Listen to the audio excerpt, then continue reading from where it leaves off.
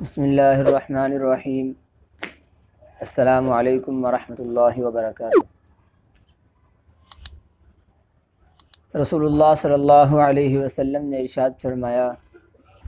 من سن سنتا حسنتا فلہ اجرها واجر من عمل بها ومن سن سنتا سیئتا وعلیہ وزرها ووزر من عمل بها، کہ جو شخص کوئی نیکی کا کام جاری کروا دے گا، کوئی اچھا کام جاری کروا دے گا، اس کام کا اجر اس کو بھی ملے گا، اور جو شخص اس کام سے فائدہ اٹھائے گا، جو اس اچھے کام پر، اس نیکی کے کام پر عمل کرے گا، اس کا اجر بھی اس جاری کروانے والے کو ملے گا۔ اور اسی طرح جو شخص کسی برائی کے کام کو جاری کروائے گا، اس کا گناہ تو اس کو ملے گا ہی، لیکن جو شخص اس برائی کو جو اس شخص نے جاری کروائی عمل کرے گا، اس عمل کرنے والے کا گناہ بھی اس جاری کروانے والے کو ملے گا۔ میرے دوستو، اچھے اور نیک کام ہم اپنی زندگی میں تو کر سکتے ہیں، لیکن جب موت آتی ہے، موت کے بعد تو نامہ اعمال بند ہو جاتا ہے، تو اس کے لیے اللہ رب العزت نے ہم پر ایک ہی احسان کیا کہ ہم کوئی ایسا اچھا کام کر جائیں کہ جو قیامت تک چلتا رہے، جو ہمارے پیچھے یعنی چلتا رہے، تو ہمیں اس اچھے کام کا اجر قبر میں ملتا رہے گا۔ وہ میرے دوستو صدقہ جاریہ ہے۔ اب اس کی کئی شکلیں ہو سکتی ہیں، ہم درخت لگا دیں، یا مسجد بنا دیں، یا مدرسہ بنا دیں، ایسی دیگر کئی اس کی اشکال ہو سکتی ہیں نیک کاموں کی، کہ جس سے لوگ نفع اٹھا سکتے ہوں۔ اور دوسری حدیث میں نبی کریم صلی اللہ علیہ وسلم نے ارشاد فرمایا، اذا مات ابن آدم انقطع عملہ الا من ثلاث، کہ جب آدمی مر جاتا ہے تو اس کا عمل جو ہے وہ منقطع ہو جاتا ہے، یعنی نامہ اعمال ختم ہو جاتا ہے، سوائے تین چیزوں کے، یعنی تین چیزیں پھر بھی ان تین چیزوں کا اس کو اجر جو ہے وہ قبر میں بھی ملتا رہتا ہے، اس کا اجر ختم نہیں ہوتا۔ ان میں سے پہلی چیز فرمایا صدقۃ جاریہ، کہ صدقہ جاریہ،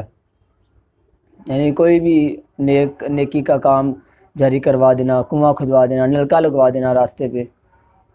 مسجد بنا دینا یا مدرسہ بنا دینا۔ اور دوسرے نمبر پر فرمایا او علم ينتفع به، ایسا علم جس کے ساتھ لوگ مستفید ہوتے ہوں، اس سے نفع اٹھاتے ہوں،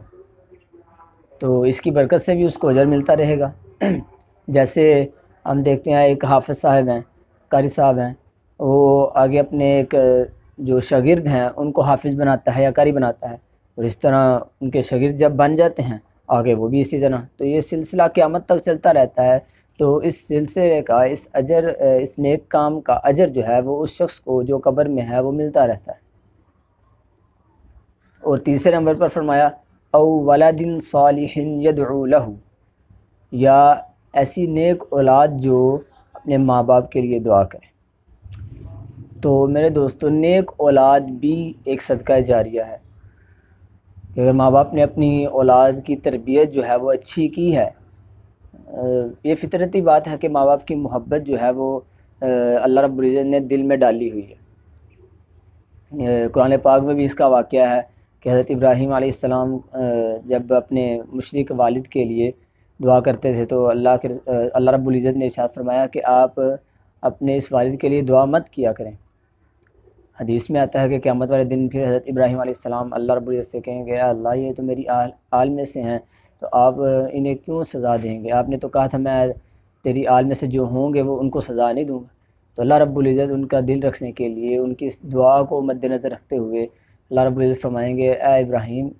میں نے یہ بھی کہا ہے کہ میں مشرک کو معاف نہیں کروں گا، لہٰذا تیرے لیے میں اتنا کر سکتا ہوں کہ میں تیرے اس باپ کی شکل جو ہے، یہ صورت جو ہے وہ بدل دوں، تاکہ تجھے دکھ نہ ہو، تکلیف نہ ہو۔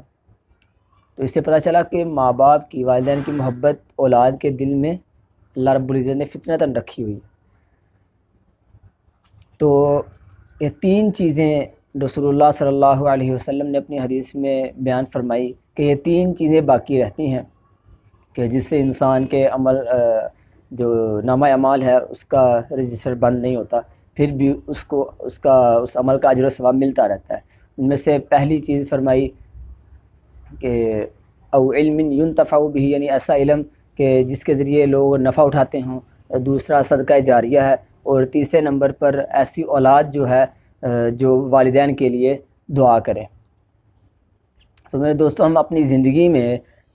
رہتے ہوئے اللہ رب العزت نے ہمیں جب تک جتنی سانسیں دی ہیں اور جتنی سانسیں ہماری باقی ہیں، ہمیں اچھے کام، نیک کام کرنے کی توفیق عطا فرمائے، اور صدقہ جاریہ یعنی جو ایک